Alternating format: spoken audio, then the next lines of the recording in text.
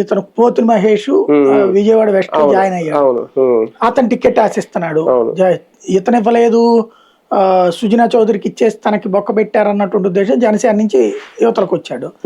ఇప్పుడు అక్కడ వెల్లంపల్లి శ్రీనివాస్ ఇంతకుముందు మంత్రిగా కూడా చేశాడు, గతంలో 2 సార్లు ఎమ్మెల్యే గెలిచినోడు. అతని కాదని ఇతనికి ఇస్తారా? అదే కదా, అలాగే స్పష్టత ఇచ్చే. లాస్ట్ టైం అప్పటికే అతనికి పాపం నియోజకవర్గం మార్చే ఫెయిల్ అయింది అనేది ఒకటి ఉంది. మళ్ళీ ఇప్పుడు మళ్ళీ అక్కడ సెంటర్ లో ఇట్లా పెడతారా?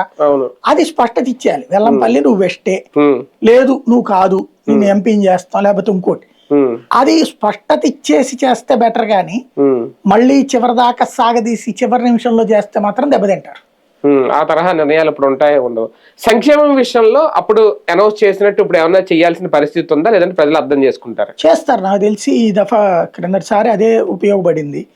వీళ్ళు దానికంటే ఎక్కువ చెప్పి గెలుచుకున్నారు, ఇప్పుడు అది చేయలేదు.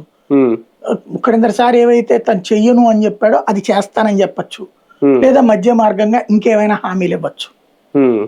నవరత్నాల బదులు ఏ దశరత్నాల నేను, లేకపోతే వీళ్ళు సూపర్ 6 అన్నారు కదా, ఆయన ఇంకో పేరు ఏదో పెట్టిను, ఆ పేర్ల కోసం వెతుకుతున్నారని నేను అనుకుంటున్నా.